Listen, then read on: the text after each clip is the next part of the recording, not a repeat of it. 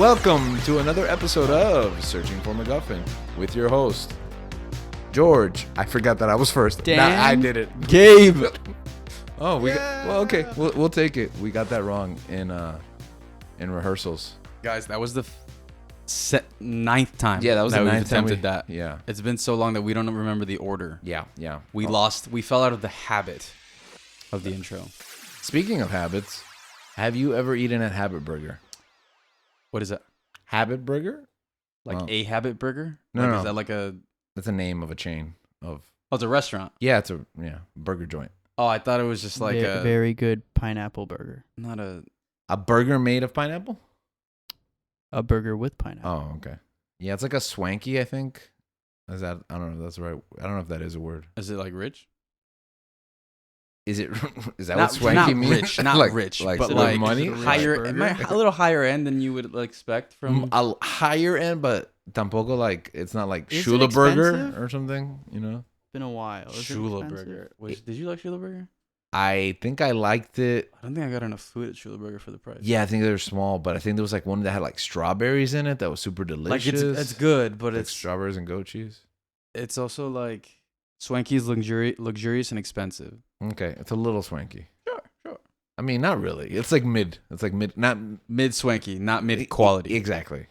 Mid grade price. Mid swanky. Right. Where is it? It is by my old apartment, which our listeners don't know where that is. So that's Concerning. Yes, I remember. Okay, yeah, I remember. It's on Flagler. I remember. And by the I don't train station, yeah. Sure, it's in Tamiami somewhere. Yeah, okay. somewhere. Look it up. Have a burger. Right, check it out. Man, What was your burger? What was your go-to burger joint? Not BurgerFi, I can tell you that much. Oh, I've canceled BurgerFi. That's it. It's over.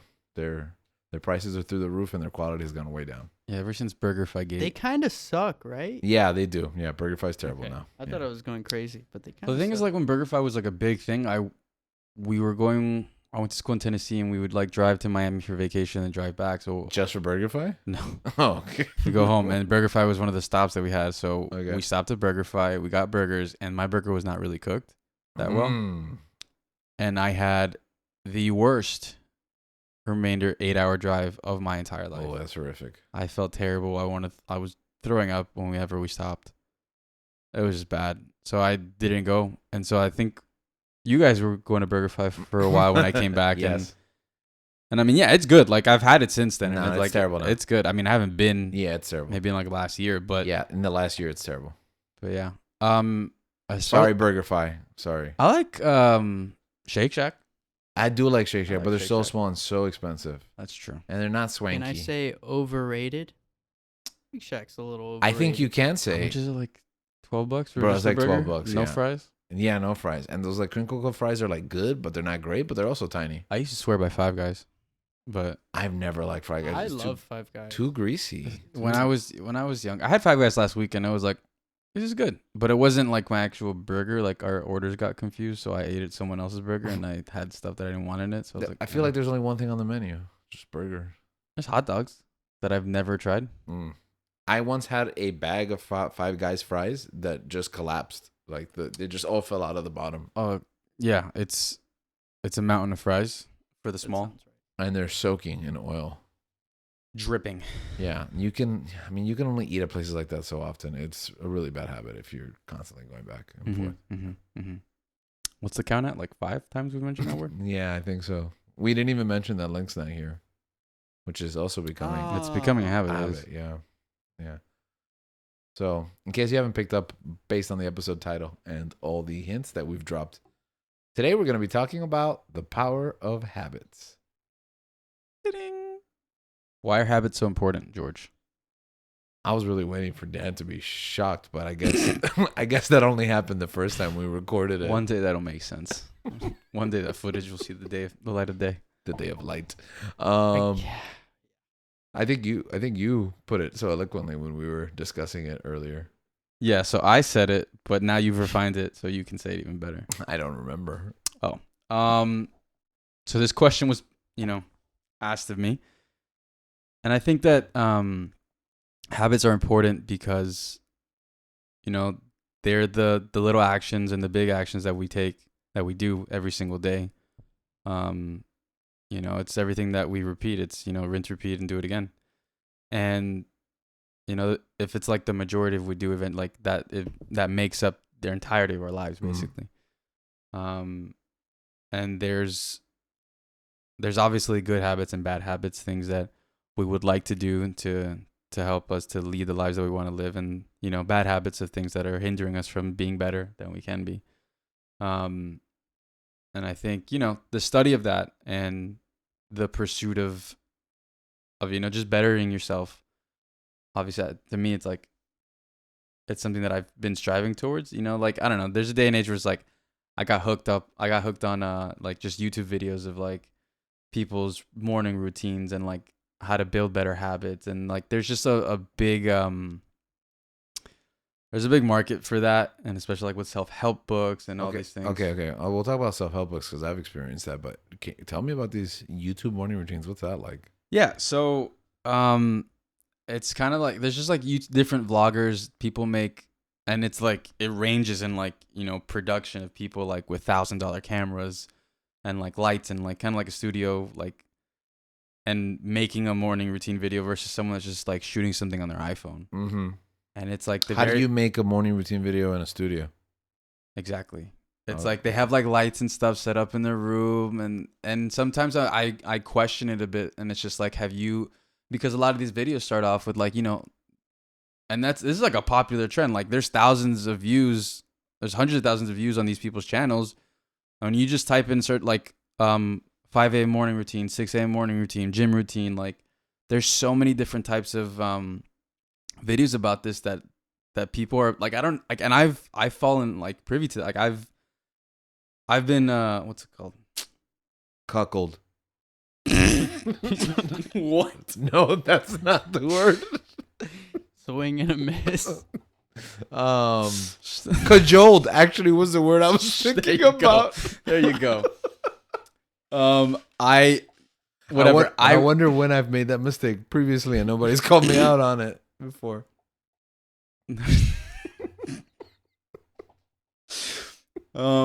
So I've had kind of like, I've fallen a victim to this where I've watched these things in the mornings, and I go on this like, I kind of got down this rabbit hole of just watching these YouTube videos of, these people and their lives, that it's like all starts out with like, I don't know if their camera was recording the entire night for them just to wake up. They live on the Truman Show. Or like they wake up at like 5 a.m, set their camera to record, get back in bed, and then wake up and turn on the lights and act like I just got out of bed. That sounds about right. Yeah. It's a dangerous rabbit hole. I've fallen down that and then they play like this like these lo-fi beats that get you like that, that just puts you into the video, and like they have a voiceover. It's like, this is my morning routine. Start off the day at 5. Perfectly timed. Yeah. Oh, I start my day off. Planet. I haven't seen I start my day off at 5 a.m. Just drink a big glass of water. Try and get sunlight as soon as I can. If you wake up before, which is actually like a proven thing, you should get sunlight as soon as you wake up. Or if you wake up before the sun comes out, like some type of like artificial sunlight will. Really? Yeah. So okay. Why? Which I actually got from this other podcast from this guy called Andrew Huberman. Oh yeah. From the Huberman Lab podcast, who's I've heard good things. He's great. He's a neuroscientist that I believe works at Stanford University. And the thing I like about him is that he really is just about, getting people informed and educating people on how to like be better and understanding certain things. And even one of the things that I heard on an episode of his recently is like, because he gives you like tips and stuff like that. Like one of the episodes I heard was like about habits. And he was like giving like different tools that you can do to like either help like solidify it and stuff like that. And he was talking about like, like for the people that just want me to tell you what it is, it's like, I'm a firm believer that if you're going to be like, receiving new information and trying to use it and implement it in your life, you should understand the science behind it, so that reinforces it, like to know the why of what you're doing. Yeah. And to like kind of like make sure that follows you and sticks with you long term, instead of you just getting the simple, easy answer to like, do this. And like, I respect that, I respect that. And the fact that like, he doesn't charge for the information that he puts out. It's all free. And he tries to, put a lot of resources and just opportunities for people to learn more. And he's very knowledgeable in his field, and he brings on other people to talk about things. But he just, you can tell like he cares about what he does. Yeah. And that's something that I really do, that I do enjoy listening to his podcast. But one of the other things that I was hearing about was that sunlight, like I think it's a process in which like your eyes, like as soon as like they take in sunlight, they start to throw in a certain rhythm in your body, and then certain I believe it's cortisol levels tend to shoot up, which is good for when you're just waking up. And like he goes into a way deeper dive for that. But like that's one of the things that like, you know, I've picked up is like a lot of the times a lot of people wake up before the sun comes out. Yeah. And so I was always like, how do you do that? Like how do you, you know, supplement that? Yeah. How do you supplement that? I mean personally I have some hue lights in my room. Oh, so do I actually. Yeah. So what I do is I kind of have it set up where it's like what wakes me up. I have like a on my wrist, my Whoop has like a silent alarm where it just like vibrates. Oh, there it is. It vibrates on my Whoop. There. Oh, I get it. Yeah. That was funny. That was funny. It's simultaneously banging. What started in the I door, was like, what? or not the door, the wall of the neighbors, and it sounded like it was the all cats. synced. But yeah, okay, It's the cats. continue. But what I tend to do is like I have it set up so that it's like, you know, 6 a.m. I have a the lights come on like, but subtly, as like it's kind of like it simulates as if sun is rising. Okay. Oh man, that's cool. And so it's I like feel if I so have behind. yeah, so if I have like if I want to wake up at either 5 or 5:30. I was just trying to save electricity, but okay. If I wake up at 5 or 5:30, like it starts at at 5 o'clock or 30 minutes before it starts dim. Mm-hmm. By the time it's like the time that you want to wake up, it's fully bright. Like it's, but it's not Okay. like this, like, you know, that shock of like get up, like you're late for school and stuff like that from like PTSD that I had from like back in the day. Right. But it's like a very like, you know, calming, like, oh, it's time to wake up. And I'm not like at that shock of like the alarm or something like that. Mhm. It's actually very peaceful in how to wake up. But that's something that I've implemented in the past. But like, I mean, like the topic of this episode, it's something that it's like, and it hasn't necessarily been a habit. And I think one of the big things with habits is context in our lives, and how, you know, that fits, because you can do something habitually or like a ritual, but sometimes like your certain day isn't going to fall within the mold. Like not every day is going to fall in the mold of, like, Right. that you've been living. The universe won't follow your routine. Exactly. So for me, I think that's been one of the biggest challenges, I think, of, you know, setting habits. Mm-hmm. And I mean, some of the other information that I've heard, obviously you've heard, like it takes 21 days to form a habit. And that's saying like it's true to an extent, but To you an know, extent, yeah. yeah, certain in my studies, experience. yeah, certain studies have shown that it's like it can take from anywhere from 18 days to 254. Yeah. Yeah. Like it depends on the person, it depends on the context. I of feel what like the habit is. that's how long it takes for me to get into a habit, but then just breaking it will immediately break that cycle. I have to start all over again. Like, Yeah, and I mean that also depends on the type too. Like there's to be like there's different types of habits. Like you have like goal-based habits.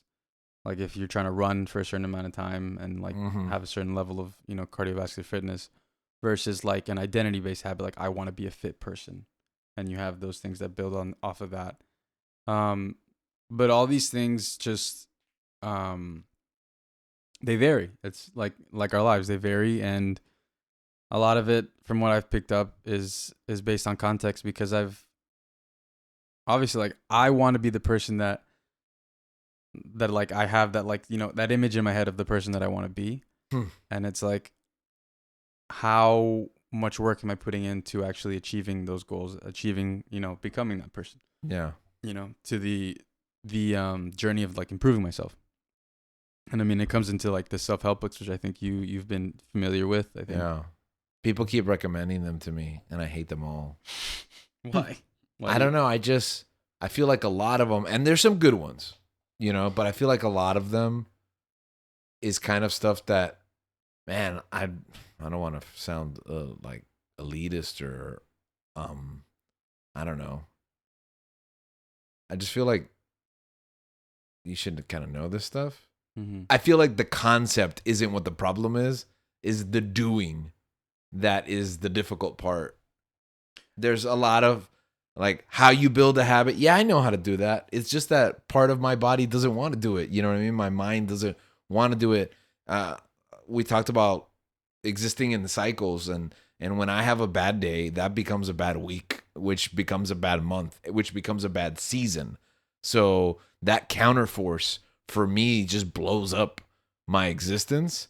And a lot of these books that I've seen, like for example, I get Atomic Habits is recommended. So I was like, you know what? Like the fifth, sixth person is telling me about this book. So I read it and I was like, it all kind of seems so obvious. You know what I mean?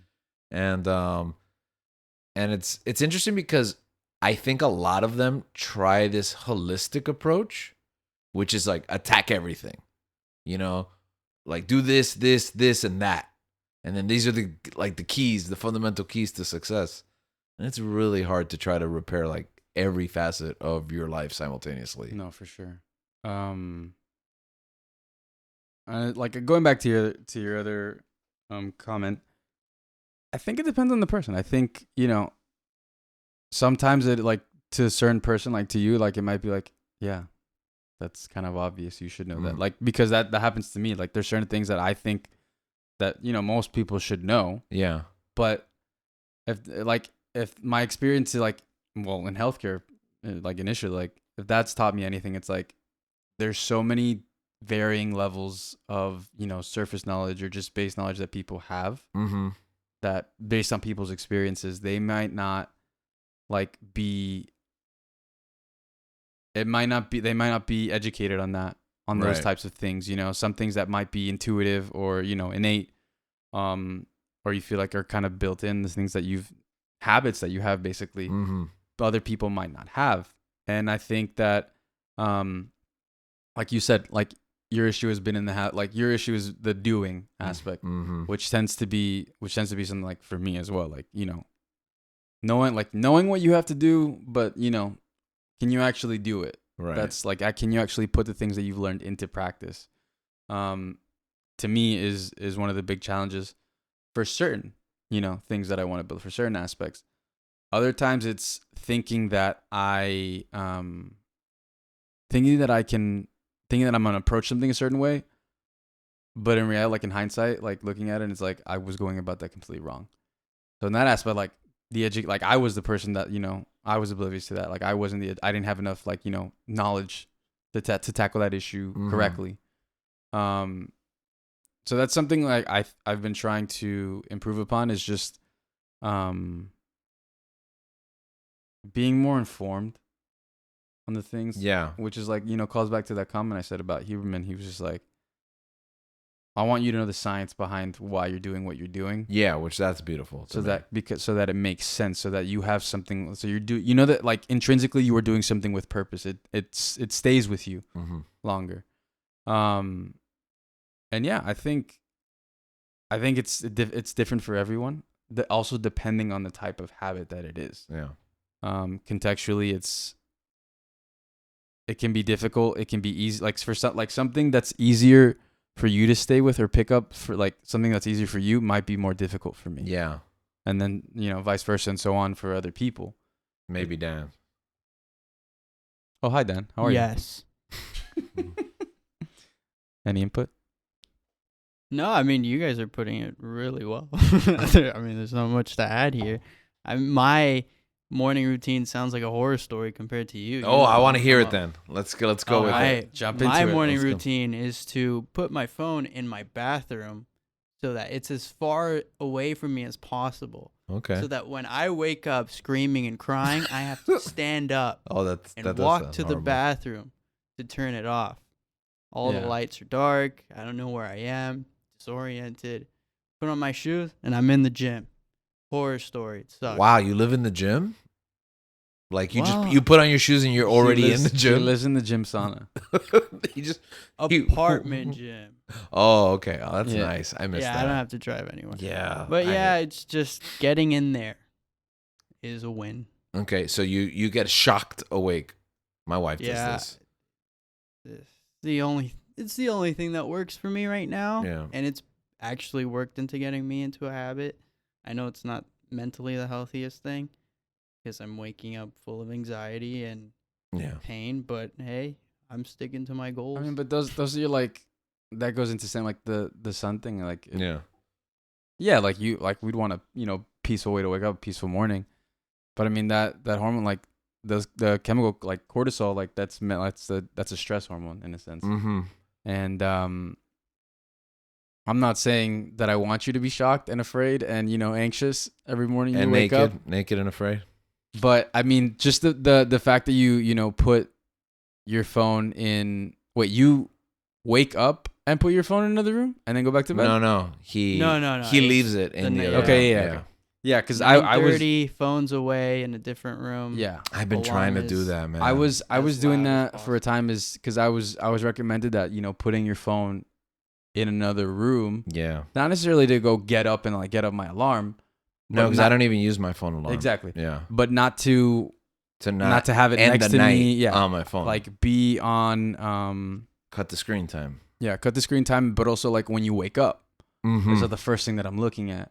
Like, checking and like getting that plethora of notifications that you miss throughout the night. Especially I've noticed that when I go to bed early, like my phone is blowing up for some reason. Like, I don't have notifications. Really? For anything. Honestly, not even work. I'm thinking about turning them off because I've turned everything off. Like I'll look at my messages like just to check in, make sure I'm not missing anything. But I think I'm gonna turn them off. My mom hates it, but it's gotten.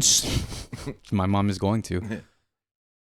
To the point where it's gotten so overwhelming. Like I have it on Do Not Disturb, so the notifications build up, and when you hit that button, like to see. Yeah, I've always wondered that why I'm having a conversation with you on Do Not Disturb constantly. Because it's always on. Because it's like because I've turned that off and have my notifications, and it's just like constantly boom, boom, boom, depending on like. It's from 16,000 different apps that are just bombarding me with things. It's just why does everything feel the need to send me some sort of? And it's like why is Uniqlo sending me a notification? Because it's all vying for your attention. It's all vying for your time, so you can spend on it, so it can convince you, hey, buy our product. Consumption. Like that, and that's the thing. That's the thing with streaming, where it's like, you missed this. Watch this. This thing is out. Like continue watching this. And I think that's something, that's a habit that I'm trying to build. Yeah. Is to consume less, because I am guilty of it. I'm guilty of it so many times throughout my life, where it's like I'm a big consumer, and that's something that I've acknowledged, and I mean everyone else can see, like you, like my family, everyone knows that about me. And like it started like with this thing, like this characteristic of myself, where it's like if I really want something, I'll go out and get it. But that turned into me thinking I need everything or want anything. Yeah. And like reinforcing that. So that's like a habit that I've been trying to not to negate. I've fallen into the trap of justifying purchases as solutions to problems that I didn't even know I had. So it's like, oh, this is going to save me time. This is going to save me effort. Like, I need this because I'm going to be more productive. And I end up, like you said, you're watching people's wake up videos down a rabbit hole. Like you're looking at other people's routines, damaging your routines, and like purchasing power was that. No, for sure. Like, I don't want the stuff that I want for no reason now, but now I have really good reasons why I need a bunch of stuff. No, yeah. Like there was a point in my life, I don't know if I've probably talked about this in another episode, but I've talked about it with you guys, where it's like, I was like on YouTube all the time. Yeah. I fell into the rabbit hole, and YouTube is a powerful tool. Don't get me wrong. It's amazing. You can learn so much from it. To be honest, where like sometimes I feel like aside from like the social interaction, like you can do school there. Yeah. Absolutely. The same amount of information. No, absolutely. I was just reading a book about the innovator's mindset. I've referenced it indirectly last episode.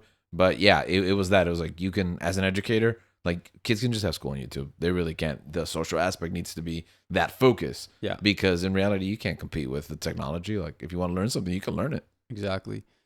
And like on YouTube, like I initially started off that way to learn different, skills or like see what's interesting me. But it's so easy. That's a whole episode there. Exactly. Yeah. We'll probably do that. Yeah. It's so easy to fall into the rabbit hole where I was watching these people's routines. I was watching these YouTubers and stuff like, I'd like to do something like that. To the point where like I'm watching so much of this, and then I get into another rabbit hole of seeing what's the type of equipment that I need to become a YouTube vlogger and stuff like that, and like to make these types of videos and to get my video to look just like that. and things like that. Whereas the porn's like, I pretty much like paid for like a small studio in my own room. And you hadn't even started yet. Exactly. That was something that I was afraid of falling into when we started the show, which is why it had always been in like phases. Like, do we need this? Okay, let's go 6 weeks, seeing how we do it without it, and then we'll justify. And if we feel like we do need it, let's go cheap. See if that's enough before we really feel like we need to really invest money into something, because it's like that for everything, you know? It's you can't let yourself fall into the trap of like sunk cost, because then you create habits out of guilt instead of habits out of necessity. Oh, no, for sure. The best part about using this podcast as an example is the fact that we didn't have much when we started, and we perfected our process, and then we added something, and then we perfected it, and then we added something. So we weren't just trying to do all these things with all these products. Yes. We were slowly understanding and learning and building. Yeah. And I think that's a big part about the whole purchase everything to get started. That's not. Yeah, it's not going to solve your problems. You're not going to just automatically learn because you have the best stuff. We talked about Atomic Habits. Someone who I admire, who also hates Atomic Habits, is Bryan Danielson, the professional wrestler. And I was just listening to the media scrum from when we were recording this, just last night's big show, Wrestle Dream, and they were asking him. He had what is considered one of the greatest technical matches of all time, which is like a crazy thing to say about something you literally just saw 5 seconds ago. But it was that good, so it's in the conversation. And they're like, if there's a young, up and coming performer who asks you, how do I get to be as good as you are, like, what's your advice to them? And he said, in order to become great, you have to understand the fundamentals. You have to understand the basics. And once you have the basics, choose one thing that you're passionate about and master it. That one thing. Don't worry about everything else. Everything else can be the basics. And then once you do that again and again and again, and you reach mastery, pick the next thing that you're passionate about and seek mastery. And the more things that you master, the more and more easier it becomes to master other things, until so much of your mastery overcomes the basics, and you're basically a master, right? By doing it one step at a time. And that's what I think when I was brushing up against this whole like fix everything in your life. Like, I can't fix my diet, my sleeping habits, my water intake, my social emotional learning, my education, my financial state, all at the same time. I've got to pick that one thing that is really important, put in the time to fix that, and that will better my life, where I can apply the lessons I learned to that facet of my life into the next thing, because it's a marathon. It's not a sprint. No, for sure. And I think, and I love that quote. I love what he was saying about that. Because like I've heard it so many, like I heard it so much, in life, especially in sports, like what is a professional? Like what is a professional athlete? A person who plays like a sport professionally, or like anybody in like that's a professional or expert in their field. It's somebody. Then they tell us this at school all the time. It's somebody that can perform the basics exceptionally well. Yes, they can do it over and over again and do it right. And I was just thinking about this, where it's like certain players, like for me, I enjoy watching soccer, football, whatever. It's football. Yeah, it is. But there's certain like things that happen in a game that happen every single game that I've seen, a professional like a high quality top tier professional game, that it's like I know that it's difficult because I've been in those situations on the field. That's happened to me, and it's not easy.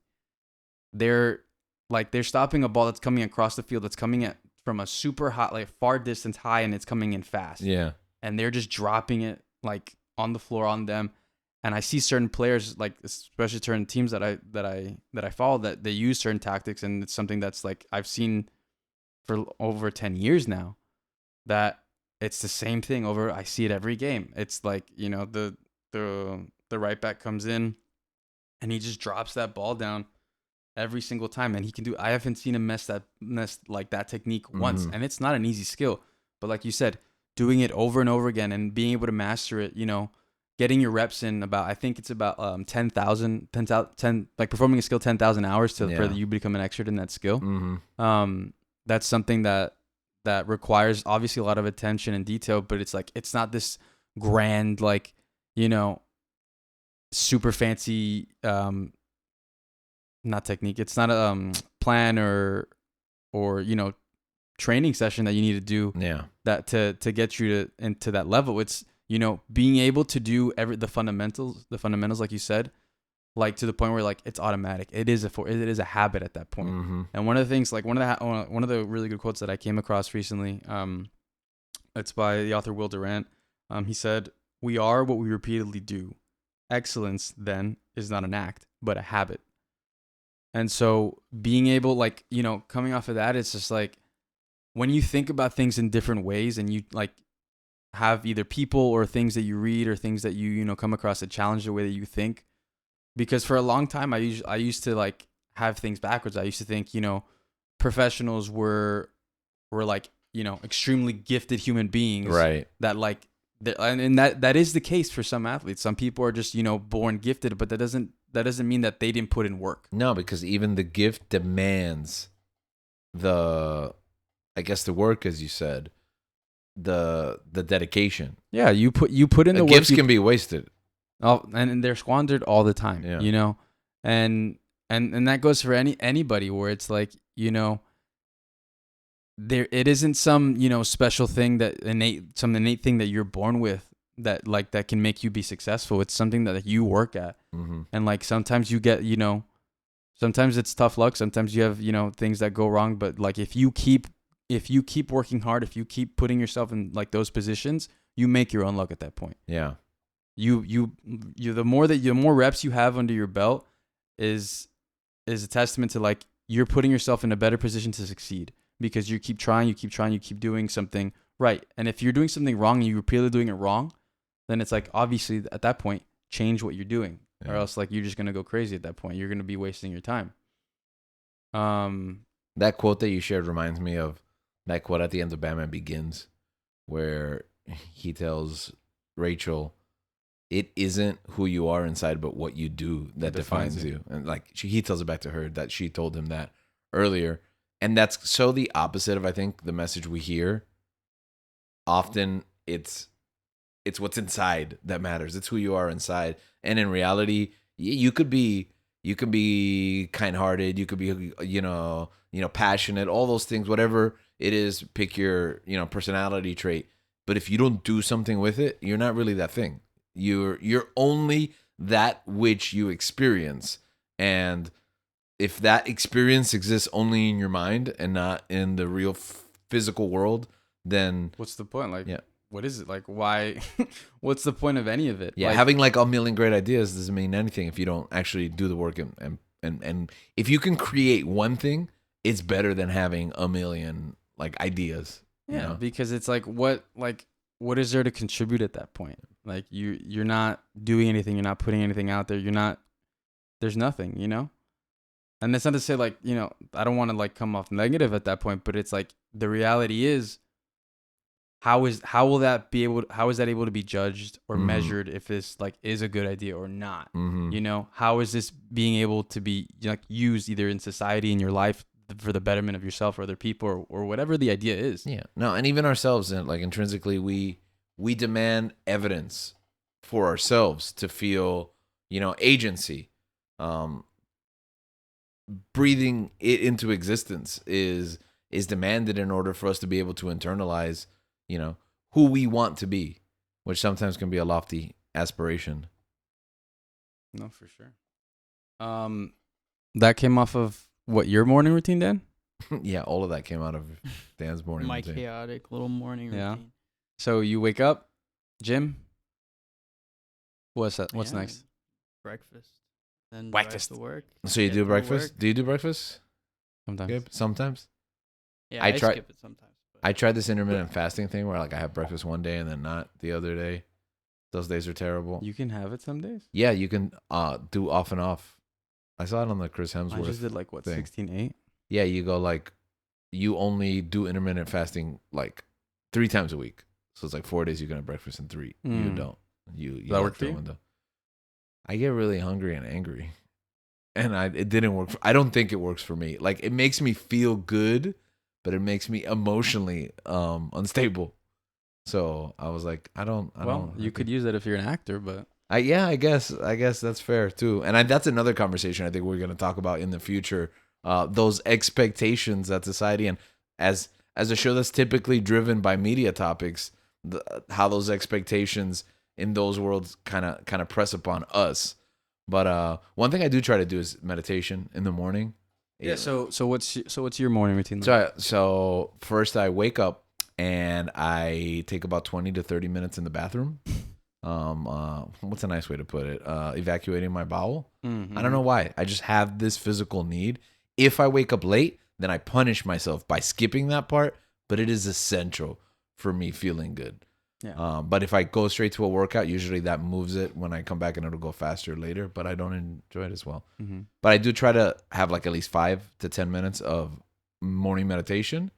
And one thing that I'm trying to implement that I literally just started like this week is journaling. Because I've always heard like the great wonders of journaling, and my meditation thoughts are usually digital. So I'm trying to keep like a separate book now in my meditation space so that I can just pen to paper do it. We'll see how that turns out. I've seen the products, I've seen lots of testimonies about, how effective it is. And I obviously, as someone who like teaches writing, clearly I understand how it would work, but it's been a while since I've really like put my thoughts into paper. And it's what I just talked about like 5 seconds ago. If I'm not putting it down, then I don't even remember what exists and what doesn't, and be able to go back and kind of, review and go through your emotions in a physical space outside of just in your mind, which can sometimes be a little confusing. Yeah, it's definitely something I've that's picked up steam that I've heard is definitely like, the power of writing things down, things, putting, like you said, putting pen to paper. It's very like I always say, like, I'll start journaling, and I'll like, the thing for me, like when I've started journaling is I'll start for maybe like a day or two, and then there's a wrench in my plans, and I just stop. And that's like, that happens so often with so many habits that I've, tried to implement in my life. But, writing things down is definitely, like, whatever it is, like writing goals down has been proven to significantly increase the chances of success for that. So by that same, token, I could see how journaling would be extremely effective. And for the short times, like the amount of times that I've done it, like I have, like, it is nice to see that, especially like what I have noticed is going back to certain things, like finding like an old journal or a notebook and like seeing where I was at a certain point in time, and just kind of reliving all the like differences, the changes that I've gone through since then, and like how much I've grown and changed is incredible, honestly, to see like this was me at a certain point in time, and I actually put this on paper, and it's powerful. It's a powerful modality, I think. I love that word, modality. Yeah. So you were saying, bowels meditation and then try the. So I feel almost like a phony, like sharing it now, because ever since that trip to South Carolina that I mentioned a few weeks ago, I've completely blown up that routine. Like I have not gotten back into it, but I was doing it for a while. So it's, go to the gym, come here, come back home, make breakfast. My wife takes like about an hour to get ready, so I have enough time to make breakfast and take a shower. And then usually it's such a tight window. It's like 5 to 7 and I have to be out the door. So usually it's taking breakfast on the run with me, which is not good. I love the mornings where I get to sit, but I don't have time to do that whole routine, all at once. Yeah. So, and then I'm off to the races, but I do try to do it like a slow start. I let it breathe. When I don't do that, when I don't follow my routine, it's like wake up at 6:30 and like throw on your clothes, make a cup of coffee, maybe grab a banana, and then you're on your way. And those are the worst days. Yeah. The days that you're miserable the entire day. It's the worst. Dan, what were you saying? You had a thought before? Oh, I feel like one thing that helps me keep my habits is having someone else to keep me accountable. Yes, I love accountability. competing. I love doing things with other people. Well, we had a health challenge that we used to do together, and then certain hosts just told me, "Oh, I don't work out, so I shouldn't be in the challenge." That they'll go unnamed. Are they in this room right now? What do you think? Oh, the answer is no. Could be anyone. Could be anyone. I do like when I'm doing something with someone and they keep me accountable. Mm-hmm. It just falling behind to me is more frustrating than being uncomfortable when I'm making a new habit. Yeah. Like I hate falling behind on gym progress. When I see someone else like staying consistent, I'm like, man, I need to do that too. I need to stay consistent. I love using people as he gets absolutely he gets pissed. He's just like, bro, F you. I'm better than you. Yeah, I need to get back to this. A little bit. I mean, that's what you use. Yeah. I'm a little competitive. That's what works. I'm very competitive, so that method does not work for me. Well, how so? Why doesn't it work? Because I just get competitive to the point where it's like irrational. I'm doing this to beat you. I'm not doing this for myself. Right. Well, I'm the opposite. It's like the thing is I hate losing. Yeah. So it's like I'd rather just not put myself in that position to like ruin something for me. Yeah. Well, if it's sports and it's like, then that's sure. Like I know myself enough to know like this is just the competition, this is the game, and I can, separate that from. But the thing is like, staying consistent in certain things is like that's a way of life. That's a form of life. It's like then I start comparing myself to other people and how they're living their life like better than me. Right. When it comes to accountability, I see us as being on the same team. So I feel like the competition is us together. Yeah. And where if I'll see you go like 3 hours of activity and I'm like, that is insane. And there's no way I'm going to get it. But I need to pull my weight and hit that 30 to 45 minute because like I didn't do it this morning. Then I guess I'm hitting the road like at 7 or 8 o'clock at night before I go to sleep. And that's like that's true. Like with you guys, like I enjoyed that. Like I enjoyed having that routine, that competition because it was like, there was another thing. What was it? The Fitbit, the weekday warrior. The weekday warrior. Yeah. Man, those challenges like that had me moving. Yeah. I was just like I have to do this. I have to do this. Like because at the end of the day, like yes, it's a sense of pride for sure. But like I was able to get so much more done because if that didn't have that, and be like I would chalk that up. I would chalk that day up that I didn't want to go as like it's an extra rest day. I don't have to go today. I'm tired and stuff like that. And you're not being like taking account of how many of those you're taking. Yeah, but that's funny because when we were in those Fitbit challenges, I had like a friend of me. Like we grew up, she was like a sister to me, but like the sister you want to strangle. So we would be in those weekdays, and she was like insane. And I was like, I need to beat her because I know that I will ruin her day if I beat her. So I would it would be time to go to sleep and be like, she's like 1,000 ahead of me. Like, I'm going to go for a run around the neighborhood right now. It's so late to the point that I was doing it like at 11:15, 11:45. It's like, there's no more time left in the day for you to catch up. To the point where like I got a Fitbit and then you guys added me to that competition. And then I was doing the same exact thing. And I'm like, I don't have this like, beef with you, but now I have like my rivalry with you. This has started now. Like I've known this person too, like not in the same, like nowhere near in the same amount of time you spent with this person, but it's also just like I'm gonna get competitive. But I have noticed like obviously like the difference between building a habit and breaking a habit.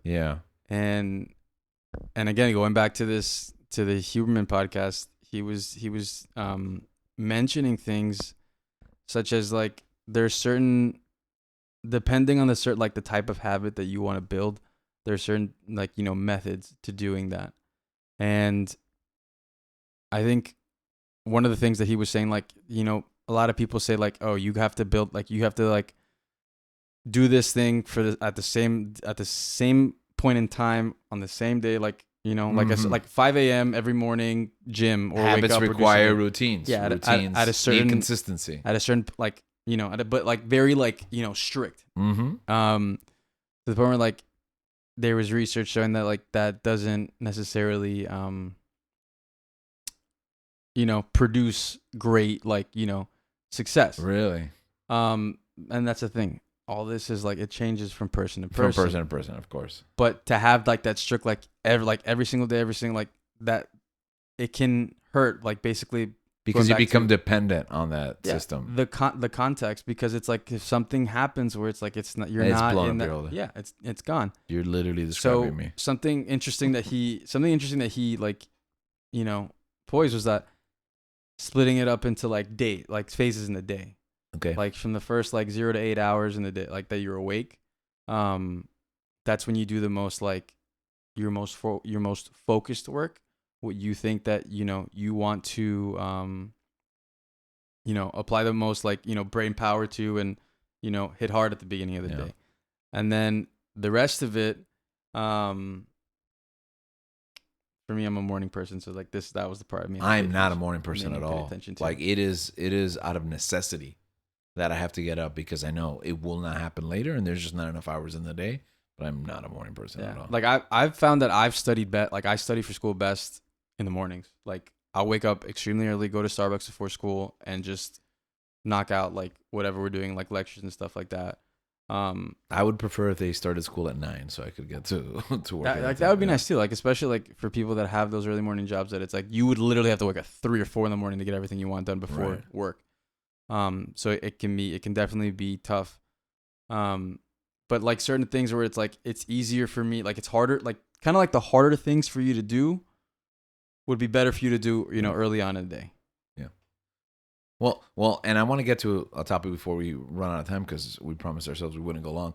But actually, I want to thank you, because just the idea of me having such an early routine would have been impossible without the accountability of us that like year that we did it together. Mm-hmm. You know, because I know you depended on me and vice versa, and you know, I would have to face another person with the consequences of my decisions. And now it's something that, you know, that's basically lifelong now, I hope, you know, because it's been consistent for several years now. One thing I did want to address, you know, with our show being the focus, and we talked a little bit about this on our premiere last week, was the consumption. So building better habits for media consumption, which is usually the topic that we focus on here. So just taking a few more minutes to kind of address things like screen time, social media, binging. How does that digital realm that so many generations before us didn't have to deal with, how does that exacerbate the challenges that we face in creating these healthy habits and in breaking the bad ones? Yeah. I mean, first of all, I think honestly that's another episode in itself. Yeah. Like there's tons to talk about that I've come across. But I think that for me personally, screen time and, you know, media consumption, like I said, I'm a consumer, not just for the physical, but like, you know, for, you know, spectating entertainment and things, you know, that can take up my time. I've noticed that I have, you know, an affinity for just passive entertainment, you know, just watching things. And those are things that kind of were left unchecked since I was very young. I've always, you know, enjoyed that. And I kind of just, you know, let those things like kind of run wild. And I'm kind of like paying the price now as I get older and have more responsibilities and have to like, you know, rein it in more. Mm-hmm. The thing that I will say, and it's definitely research that I have to look into, but social media, obviously TV and our phones are, you know, our digital devices.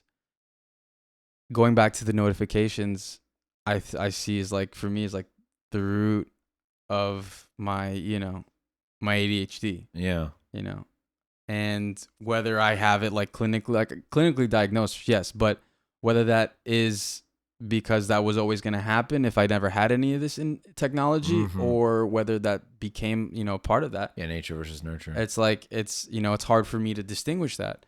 But for me personally, I can say that having the amount of information at my fingertips has been both good and bad. There's pros and cons for sure. But I do feel like a lot of the times, if I don't, you know, check myself, my brain, I have scattered brain most of the time. I'm thinking about 600 different things that I've seen like on a feed. I'm swiping. I'm like, I'm, you know, investing thoughts into what I'm looking at right now. I see something, I laugh. I watch a video. It's like, oh, that's interesting. I didn't know that. Next. Like this person's like just had a baby. Next. This person's getting married. Next. And between sports, celebrities, film, TV show, personal friends that you've known your whole life, people that you've known for a certain amount of time and haven't seen in a long time, having all that information as soon as I wake up because I was a victim of that, where like a lot of times I wake up and go straight for my phone.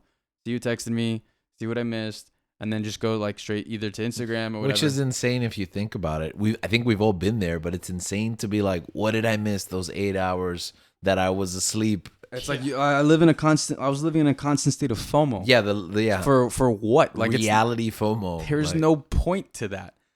And I will say, like, I just feel that I get very distracted, easily distracted. Whether that's YouTube or that's that stuff where it's like I have to build habits in order to limit myself or, you know, structure my day or like build a plan in a way that it's not going to impede my productivity, what I want to get done, or get in the way of my goals. Yeah. And like, that's the thing. I deleted Instagram like this week, and yeah, I'll probably re-download it maybe next week or something like that. But there's certain points, like certain weeks that I'm just like, I don't want to do this anymore. I can't look at this stuff right now because it's just like, it gets too much. It's building up too much. And it's like, I need to focus on other stuff. I need to like think about other things. I need to be productive. I need to get things done.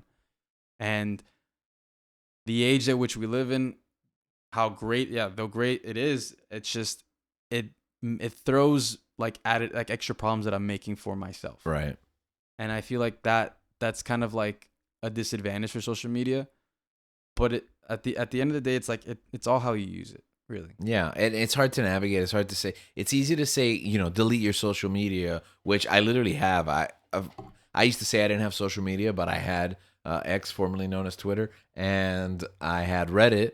Recently, I deactivated my X, formerly known as Twitter, and I deleted the app from Reddit. So I still have Reddit, but I get bored and frustrated with the web-based one so quickly that I'm no longer losing hours, you know, at a time on it. And I've always had the excuse that it was like you said, information. And listen, I'm learning, I'm growing. For me, education is entertainment. And it came to the point where I'm like, I don't need to know everything about everything all at once, like everything everywhere all at once, you know? I can focus one thing at a time and focus on mastery and then address the next thing later. You know, it's okay to have these little drip feeds. As long as you're growing every day, you know, it's good enough. I don't have to be intaking everything. Knowing myself. I need to deactivate X. Yeah, I thought you had promised you. I thought you had said you were. I delete it like once a day. Oh, okay. That's fair. No, and I think that's the thing too. I think a rough one for me. No, the timer's dead. It's gone. Okay. Just really quick before that, I think that is the that's not my problem. May not be your problem. Right. Correct. And I think that's what it comes down to. And I think that's what I've and actually really quick too. I talked about how I'm producing like a big play this year, and it's a big focus of my time at work, and I'm finding myself having to use social media platforms. Either directly or indirectly to kind of help get the word out, spread the message, get fundraising and stuff like that. So these are incredible tools, but it's like I have to be careful with myself that I'm not going to fall into that rabbit hole. And for me, with my personality, that precipice is like right there. I'm on the verge of it. And I mean, going back to what I said last week, is like too much of a good thing can be a bad thing. And I think that's just the theme where it's like it's about knowing thyself and knowing what you can take and what you can't take. Knowing the defenses that you need to put up and the walls you need to tear down. And, you know, that goes for so many things in life. Because this, I mean, I can go another hour talking about this. Yeah. But I think at the end of the day, it's being mindful of the fact that I think, first of all, being self-aware of where you are and the things that you think that you need, the things that you've come to, like, you know, expect of yourself to achieve the goals that you set for yourself. First of all, achieving goals, and then realizing like I need to take certain steps. I need a plan to get there, and kind of tailoring that by using the experiences that you had in the past and educating yourself and informing yourself to a point where I can make an educated, kind of like an educated focus, an educated intent to better myself, but doing that one step at a time. Yeah. because taking everything, like I said, taking everything all at once is a daunting task, and it kind of, if you're diverting your attention every which way, you're not giving the most possible, effort, maximum effort, into the one thing that could get that maximum effort and improve, and then you move on to the next thing. I used to take baby steps into like the 10 things on my agenda, and it would take me like a week to get through half of them. And then by the time the other half were like now irrelevant, or, the opportunity passed, just didn't do it. Now focusing one task at a time, I found it to be more beneficial. With that, why don't we end with one tip? So one piece of advice that you've learned along your experience in this attempt to build habits. Dan.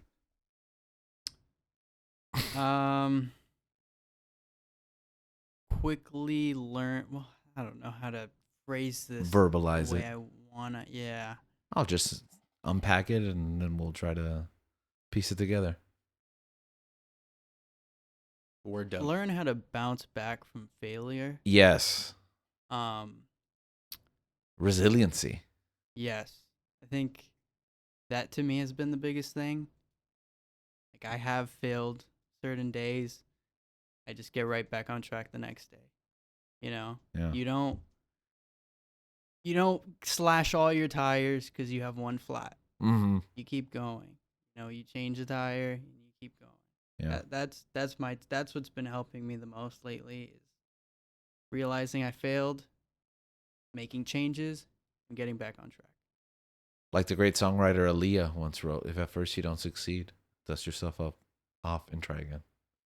I don't know if she wrote that, but is that your tidbit? My tidbit is visibility. For me, this is what has worked for me. And then I decided to punch the microphone.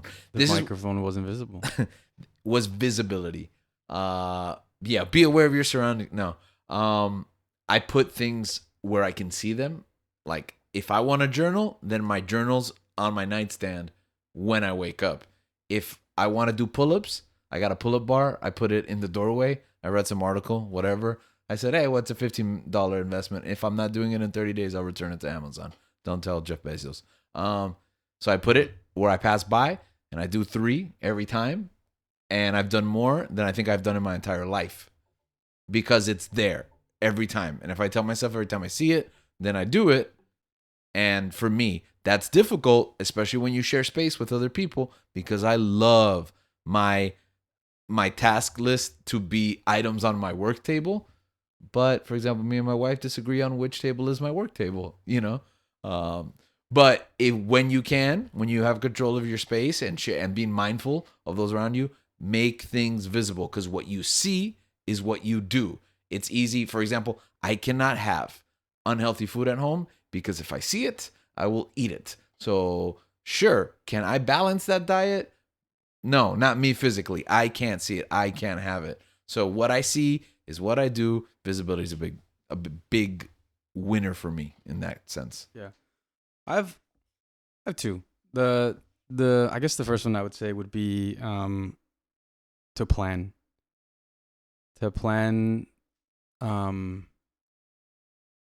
what tomorrow's going to look like. Yeah, pithy response, right? Those who fail to plan to fail. Exactly. And the thing that obviously jumps to my mind is getting a good night's rest. And, plan. I'm not saying you can, I went like 30 years without a good night's rest, and now my life is way better. When I remember to, set my clothes out for the next day, depending on what I'm doing, great. If it doesn't happen, that's fine too. But also plan that I'm going to have to do this in the morning, so I'm not in a rush. Mm-hmm. But I think having the foresight to know that, I have an early day tomorrow. If I want to get what I want to get done, I can go to bed even earlier tonight. Yeah. And, put myself in a better position to succeed, to do better. And that, it's kind of this thing called I don't know if I think it was Twain that wrote about it. Eating the frog. Yeah. So you eat the frog, whether that, make your bed in the morning, whatever it is that thing, because everyone, military, military personnel will have, spoken to that, where it's having that routine and setting that is going to set the example for the rest of the day. Yeah. You did the hard thing in the morning, the rest of the day is going to be better. It's going to be a bit easier for you. It was that book that you recommended me, from that author? It's not a self-help book, so to speak. Oh, David Goggins. Can't Hear Me was the first one, which yeah, is a very good book about his story. The second one is crap. What was it called?